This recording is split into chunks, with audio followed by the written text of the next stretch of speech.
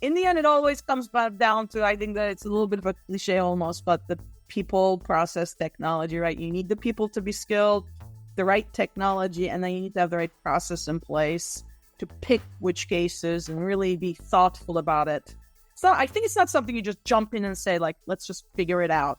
To get to that next level, you really need to do a homework and a project plan. I think really need to be thoughtful. This episode is brought to you by Greenskies Analytics, an audit analytics service provider that works with internal audit departments that have data analysts and are still frustrated with trying to make analytics actually work, aren't getting the expected ROI, who can't break through the communication barrier between the analyst and the audit team, and those that need experienced direction for an audit analytics strategy and process. Those that feel like they've wasted time and money on trainings, aren't getting the value they want, not prioritizing the highest risk areas for the organizations, or have projects that seemingly never get completed. Do you deal with any of that? If you do, go to the show notes of this episode and click the Greenskies Analytics link, or go to greenskiesanalytics.com to schedule a call and understand how Greenskies Analytics makes analytics actually work for internal audit. This episode is brought to you by Supervisor. Supervisor is a ready-to-use audit analytics platform that integrates with your ERP and any other systems you have to provide actual continuous monitoring for risk across all your transactions. They have more than 350 out-of-the-box checks and analytics to enable your team to perform full population testing, detect multiple types of anomalies, and identify potential fraudulent activity. That's going to give you an unparalleled level of assurance in your financial processes. Built by internal audit and accounting experts, so your team can get value from the first day of usage. So imagine having no analytics today, walking in tomorrow, and having up to 350 audit analytics already run. You don't have to necessarily take my word for it, though. Global organizations such as IKEA, Michelin, Lacoste, and numerous others trust Supervisor to enhance their audit capabilities and increase their assurance. This podcast is also brought to you by Audit Board, the leading cloud-based platform transforming how enterprises manage risk. Audit Board's integrated suite of easy-to-use audit, risk, and compliance solutions streamlines internal audit, SOX compliance, risk management, and security compliance. Automate processes and improve execution with Audit Board's purpose-built solution, which is designed to address the most pressing challenges of today's practitioners. Experience the latest in audit, risk, and compliance technology. Visit auditboard.com to schedule your product walkthrough to see Audit Board's award-winning platform in action today. Hey everybody, before we jump into the show, I just want to let you know that the Audit Analytics and AI Conference is September 25th and 26th this year. It's all virtual, so no matter where you are in the world, you can absolutely attend. Recordings are also available, so if you are 12 hours away and don't want to be up at 3, 4, 5 in the morning, you can purchase the recordings. This is the only conference that's strictly about analytics and AI for internal audit. So you're going to get your practitioners' use cases. This thing is practitioner-led, save for one speaker that we had this year, but everyone else is in your peer group, ranging from the largest internal audit data analytics teams in the world down to the individual contributor who spends, like, hey, I got 50% of my time I can dedicate towards analytics. Each speaker's mission is to show you how to actually do what they are talking about. So thought leadership is great, and there will certainly be some of that, but for the most part, that's great. We love the thought leadership. Show us how to actually do it. We are currently at 19 speakers and counting, so we're going to add a few more, and you can get up to 19 CPEs if you attend. Check out the link in the show notes, or you can search for Google the auditanalyticsconference.com, and you can register there. Hello, everybody. Welcome to another episode of the Audit Podcast. I'm your host, Trent Russell, and today on the show, we have Yasemin Agatan. She's the Chief Audit Executive at Clarivate, which is the leading global provider of transformative intelligence, aka a really big data company. Some of the things that we hit on is what Yasemin needs to take analytics for her department, even though she's at this huge data company. What does she need to take analytics to the next level? And then I don't think I've ever met an auditor that goes, just give me SOX work. I love it. Let's just do SOX all the time, all day, year round. Yasemin has been able to take It was about 85% of the work was SOX, and over the past 7-ish years, she's been able to reduce that to like a 50-50 mix of SOX versus operational. And so I know there's a lot of people that are looking for solutions to that, and so Yasemin shares that insight with us. Also talk about risks that she's had to prioritize lately. And in developing the internal audit strategy over the years, we asked Yasemin, what do you actually present to the audit committee? What does your audit committee care about? How do you actually show that strategy to them as well? For those that are looking to implement or upgrade maybe to the new standards from the IAA, strategy is a big piece of that for some folks that are maybe haven't formalized a strategy for their internal audit department or the analytics function within their audit department. And so we're doing a little bit of a dive on strategies in general for chief audit executives and internal auditors. All right, here we go. All right, so what is in your either your internet browsing history and or, I guess, your ChatGPT history of late? All right. Well, first, if you don't mind, I just want to start out with saying, thank you for having me on the show. And I want to say that I'm a big fan of your show. Thank you. I am an avid listener of podcasts. I usually listen to them when I walk my dogs. And yours is definitely one of the ones, if there's a new episode, I make sure I listen to that first. I probably have listened to, I think, all of them. So, wow. Thanks for having me. When you asked, I think I told you, I was like, I thought you'd never ask. I always wanted to be on the show. Yeah, thank you. So thank you for that. And before I get to anything else, I also want to state that whatever we discuss here is just my opinions. They don't represent the position or opinions of my current employer. And with that, I guess now I can come back to your question of internet browser. So yesterday was my sister's birthday, and she and I both like to travel a lot. I probably have like 10,000 pictures of our travels from, the past. And I was watching some YouTube on my internet browser on AI video generation and editing tools. My God, there are so many. I didn't realize there were that many with different capabilities, the avatars, all-in-ones, and clip generators. So that's what I was doing online, trying to figure out a way to like put our pictures into like a nice video. Oh, that is nice, yeah. Yeah. I don't know if I'm going to be able. They're very easy to use, but I don't know if we'll see. I might need to do some training on it first. And then in terms of ChatGPT, I've been recently looking at the top, like most commonly used KPIs in internal audit. Just wanted to compare it to what we use. So that's been in my ChatGPT history. That's a good one. I'll tell you, this is mine for today. So we are roughly in Q3. For 1231s anyway. And so I've been talking to ChatGPT for the past, year and a half. And it's gotten somewhat new functionality called a memory, I believe is what it's called. But it basically taps into old conversations you've had. So if you start a new conversation, it, kind of does its thing. And then it goes, oh, we were talking about this 2 weeks ago. Do you want to pick it up from where we left off? And they go, yeah, that's cool. And so I was thinking about that and it being Q3 and thinking about Q3 goals and everything like that. And I have it set up to say, hey, I'm a audit analytics consultant, so keep that in mind as you answer my questions kind of thing. Like that's my the way I have it set up. And so I thought, all right, this thing knows me pretty well by now. And so I just said... You go way back. So I asked it, I was like, hey, what do you think my Q3 goals should be? To see if it could pull, from the memories and go, you should consider, and it obviously it wasn't perfect, but I went, that's a good idea. I didn't think about that. That's a good idea. I should consider that. Yeah. So it was really good about ideating on even my goals for Greenskies and the analytics consulting side, which I thought was pretty interesting. So that's amazing. That's literally top of mind. I mean, did it an hour ago, and so that's why I wanted to. Yeah, that's a good one. With that said, what about? I know we talked analytics before, also. So what do you need to take analytics to the next level for your internal audit department?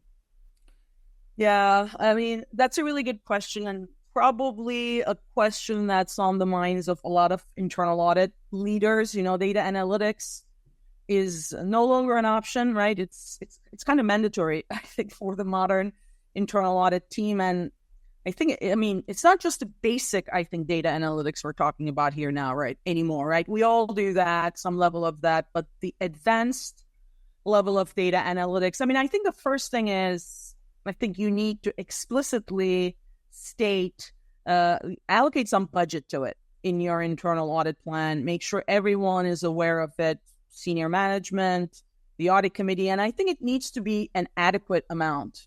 It's not 100 hours or 200 hours. It needs to be a good amount, because I think to get to that next level, you need to do a lot of homework, like a lot of planning, upfront planning. At least that's my opinion, because the purpose, I think, isn't just to do some data analytics for the sake of checking a box saying we do data analytics, right? It needs to really add some value, so that in the end, when you get the results, it actually has some impact. You can do an analytics on, let's say, T&E, time and expenses, but if in the end it's not material and you find something, it's not a big deal, I don't know if that time spent is worth it. So you need to find out, where is that data analytics necessary? Where is it required? Where is that people want that information, but they don't currently have it?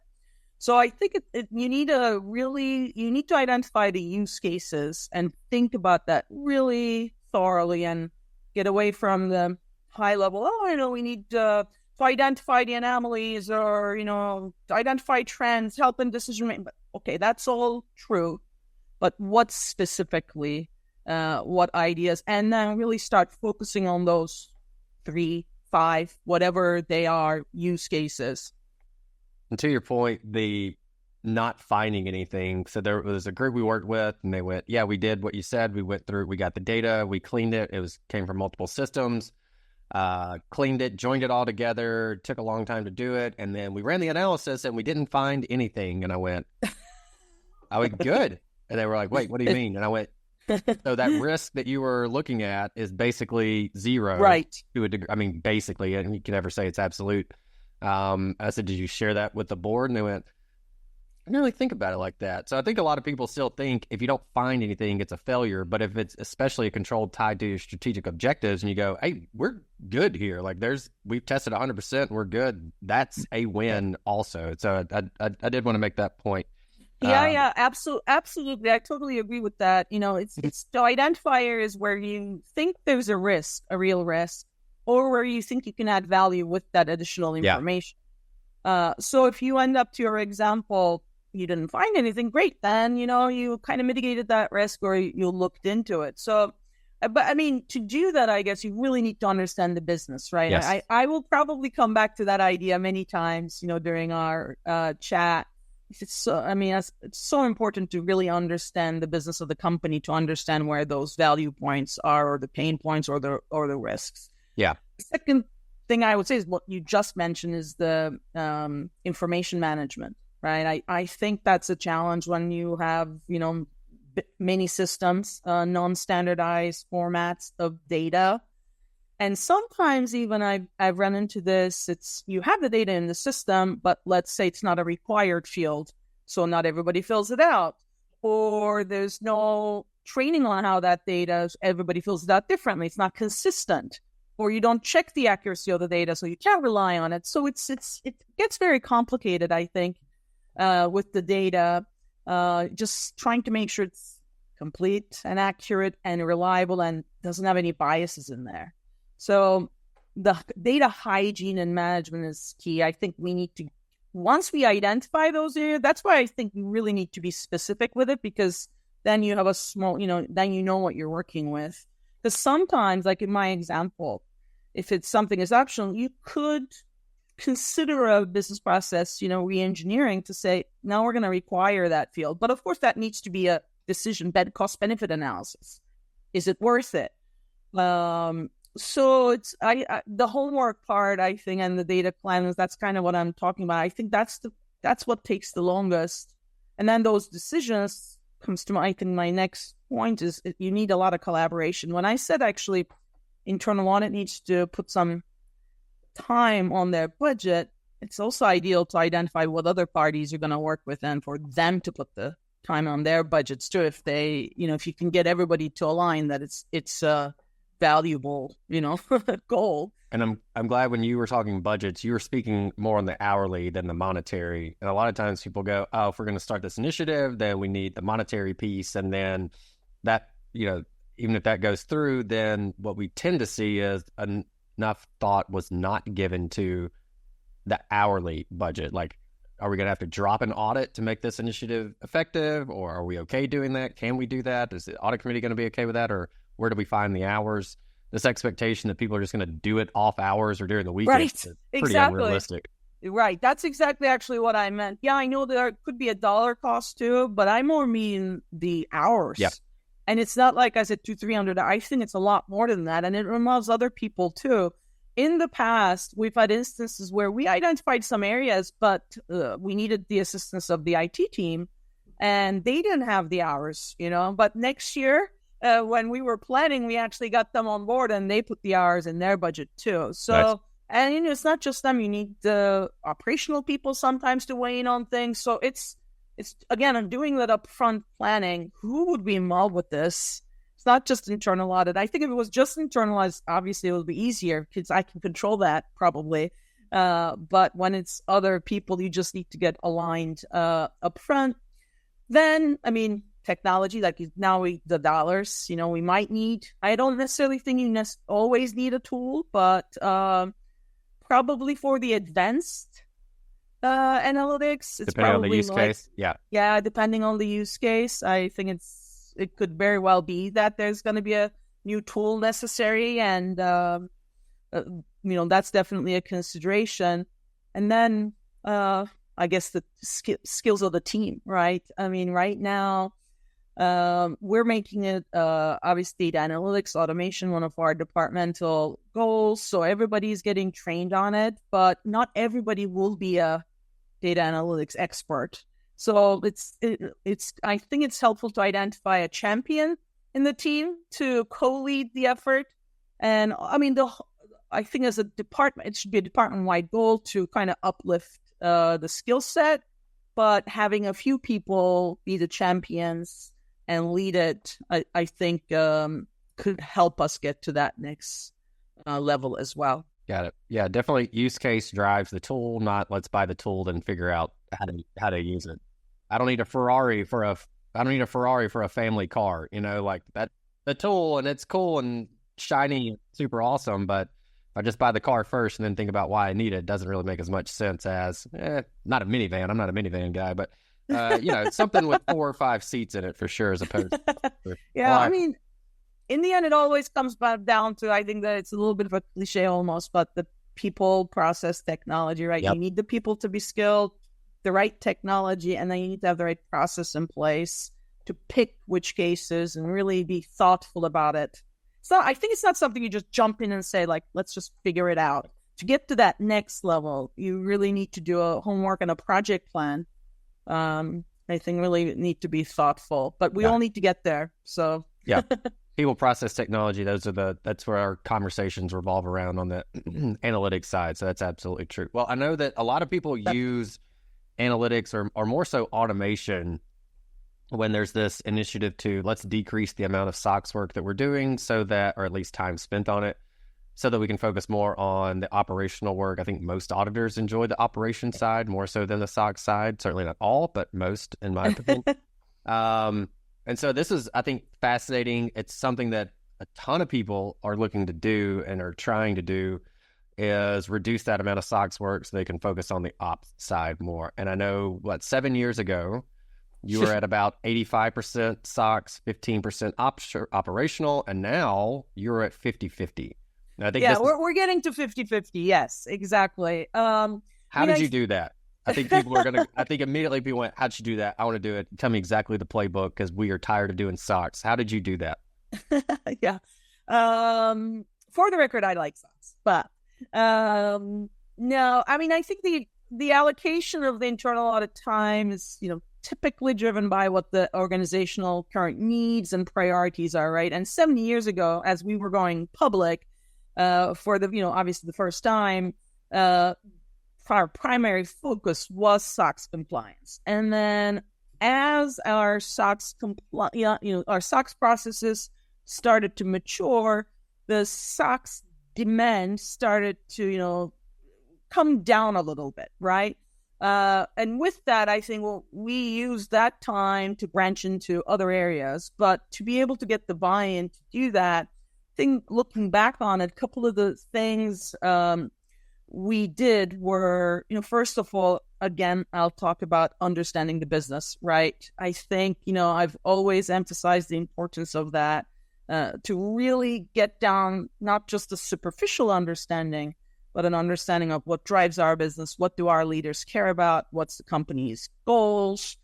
And once we started to understand those better and show leaders that's what we're trying to do, we would schedule, regular meetings with our leaders, and I don't mean like every month and take their time just to chit chat, but more like quarterly or semi-annual, whatever what cadence they would like.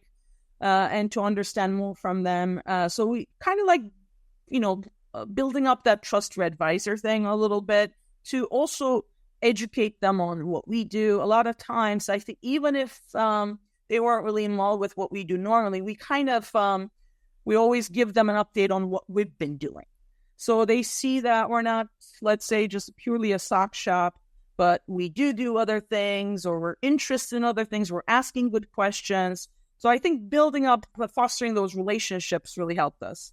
The other thing we have done is, again, embed ourselves into operations more in terms of, participating in various project steercos, knowing what's going on in the company, reading a lot on. We have a wonderful, site where there's news about our company, our products, reading up on those and encouraging our team to read it, attending product demos. And I think it's really, once you understand that, understand the business more, and people see that you do, then they see this could be a partner for us. Maybe they don't have the time to do something that they always wanted to do, or a pain point. So, and then when you give them the chance during these meetings to say, would you like us to help with anything?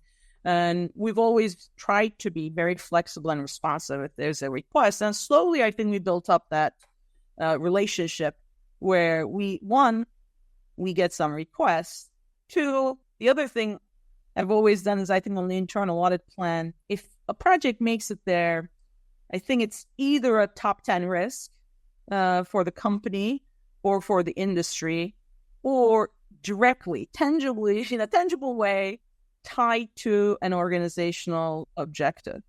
And what I mean by that is, if the company's objective is growing revenue, we come up with a proposed project to, let's say, identify source of revenue leakage. If our main focus is cost optimization, we come up with a project to, I'm making it up, to look into like software licensing, where, if our main goal is to increase customer satisfaction, we come up with a project to look at our customer lifecycle account management. So very directly related to company objectives or to top 10 risks. So it's hard for people to say, no, I don't want you to do that project, because, it's very directly related to what's going on their agenda. Yeah. So for reducing the amount of SOX work, it sounds like kind of the approach was, all right, the better the relationship we have with the business, the more requests we're going to get from them. And so we can say, look, this is way more important than SOX. Is that part of the approach as well as? Oh, no, I don't think that part of it, we some of our savings from SOX was one, our, processes improving. Okay. So it's, and two, automation. We, from very early days of our SOX compliance, we implemented a tool, and we use that tool to probably its maximum capacity. We implemented the workflows, so it doesn't take us as much time as it did up front, and we love our control owners and process owners significantly during our processes.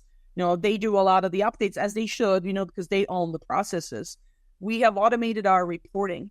So we don't have to, come out with like monthly reports anymore. We have a dashboard that anybody has real-time access to. So they can just click and go there. If we identify issues, we have a workflow that automatically takes place. So the automation and maturing of the processes is how we saved some time on SOX. Perfect. And then instead of cutting those hours, I think the second part of what I was saying is, by convincing people of the value we add, then we started adding some additional projects in other areas. All right, I'm sure people listening heard you say, hey, we use this tool and it automated all this and we have these workflows and now reporting's all in this one spot and it's on this dashboard, and they're going, well, I want that too. Like, that sounds perfect. What is the tool? And then probably more importantly is people understanding just because you purchase the tool doesn't mean you're going to have the same results. So if you could talk us a little bit about the implementation of that also. Sure. I mean, the tool we use is Audit Board SOX Up. Again, we did our implementation slowly, but we started using it, almost immediately as we started even before we went public, as we started the program, we started using it. And to your point, it's not about, of course, just because you bought the tool, isn't it? But we have a lot of great team members on our team who really enjoy the tool and who have done an amazing job of, really spending time with the tool, working with the audit board team to identify how can we do this, how can we do that, and they enjoy it. So, I think it's the tool and the team I have who is amazing and who love doing it and who's really helped us automate these things. Yeah, back to people, process, technology. If you drop one of those in that, it's not going to work out right. Yeah, I definitely couldn't do it on my own. I do want to give a shout out to my team. They've done an amazing job with the tool. All right. Well, what with especially AI, supply chain, inflation, everything that's kind of going on in the world right now, what emerging risks have you had to kind of take in and prioritize of late? I know this isn't necessarily an emerging risk because it's been on there for a while, but it's like new things come out. So it's in a way it is emerging is for cybersecurity. Probably goes without saying, right? Data privacy, the new laws that are coming out different parts of the world. Those are risks that we're monitoring and we're paying attention to. Digital transformation, digital disruption with AI, of course, we're looking into governance around AI, controls around the process, supply chain, third-party risk management, are areas, the nth parties. The third parties and the nth parties, I guess, are areas that we're really looking into, and business continuity, organizational resilience. I know these aren't necessarily emerging risks. They've always been around, but they're still really top of mind.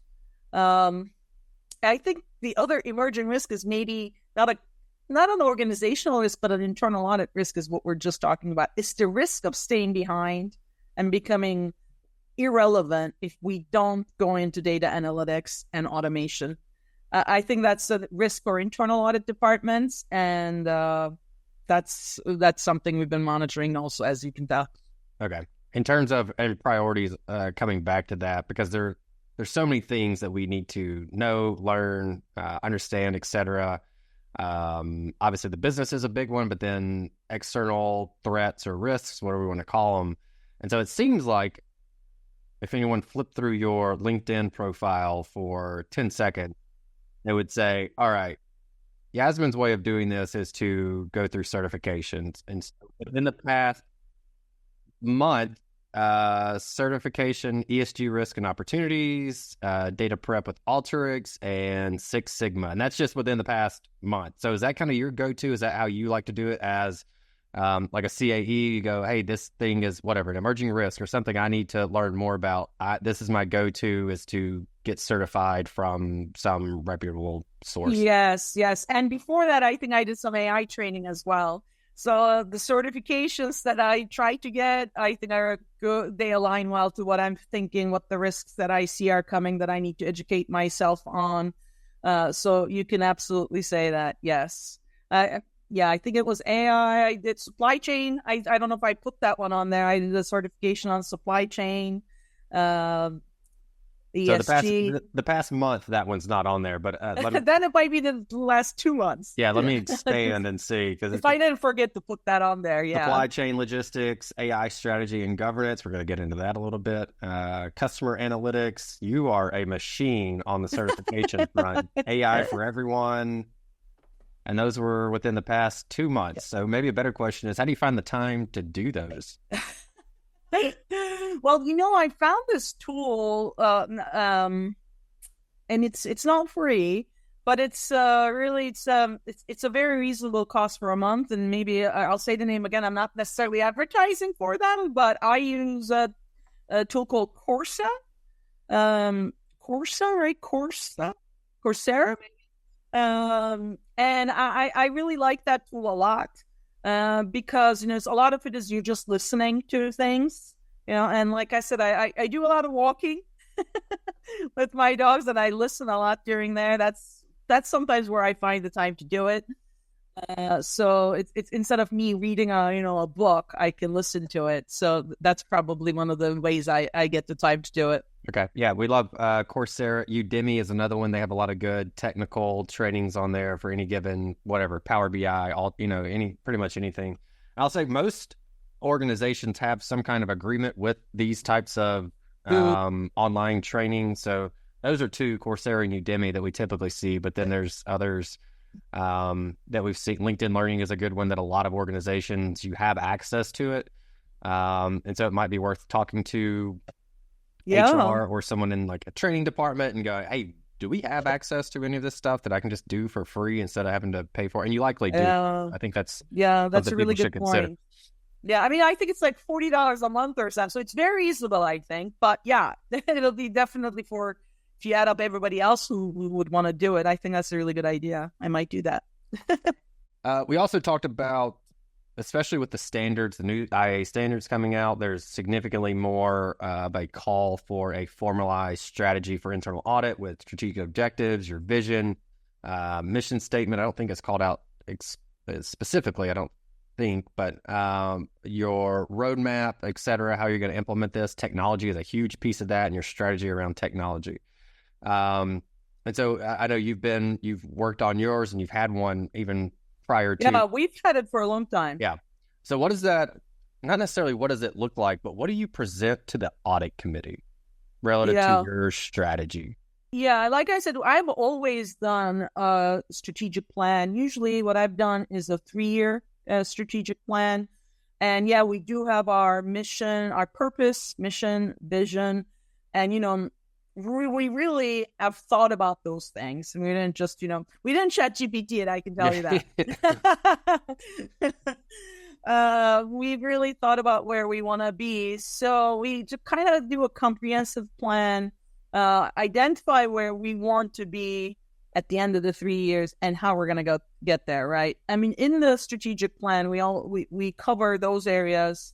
We cover our team competencies, where we want our team to get to, our risk coverage in percentages. We really say, we're at 30, I'm making it up, of course, 30%. I want to get to 50% coverage or 100% coverage over the 3 years. And then we also do a very detailed, we go over our quality assurance program as part of the strategic plan. And within that, we do a balanced scorecard with our top 20 KPIs, and we score ourselves. And let's say, we say like we're at 70 now, and in 3 years we want to get to 85, let's say, and we kind of show what those KPIs are and how we're going to get that again. So it's not just the engagements that we talk about within our strategic plan, but it's also our team and our KPIs and our performance metrics we talk about. We really do a return on investment because, obviously we have our budget, but we also save the company some money by, some of the projects that we do or external auditor reliance. So we like to show a return on investment and what number we're at now, where we want to get to, our cost per hour, really get down to basic. We want to keep it to very measurable goals versus, the intangibles. I mean, we cover those too, but I like to, have a lot of, tangible numbers, metrics that we commit to. Okay. If there was the audit committee, the board said, hey, we want to understand that everyone is every department rather is aligned to the org strategy or something like that. Like everybody bring your one pager for your department strategy. What would be on your one pager? think it has to be adding value to the business, right? Understanding of how we contribute to the organizational goals, and how we mitigate the risk, of course. Yeah. But it's not, I don't see internal audit as just, how we mitigate risk, but how do we add value, contribute to the organizational goals and priorities. So I think those are the metrics I would show. Got it. Yeah. And I've been on this kick for a while now about, we talk about risk all the time.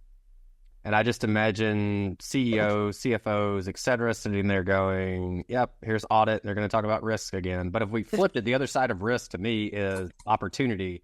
And so rather than talking risk, and we went, look, here's the opportunities we identify, or whatever they exactly. Oh, okay. I'm going to listen. Now we're talking about opportunities. That's what we care the most about. That's what we strive to do. Nice. That's one of our department's main goals. And the audit committees, I think they want to get the maximum value out of internal audits within the context of the organization, of course. And that's not, mitigating risk is important, of course, but they want to see other value as well, I think. All right. So with all that said, Yasemin, what is it? You have one thing that you want to leave the audience with today. What is that? I guess I just wanted to mention something that I recently came across.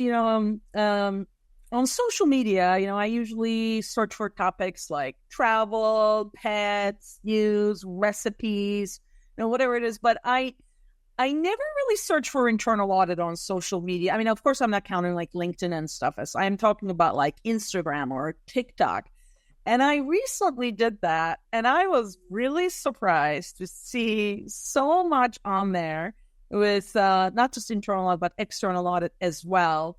These many, especially from Big Four, many people online going through their 9 to 5. I don't know if you've ever seen those things. They're like, hey, I get up in the morning, I go to my Big Four office or my company's internal audit department.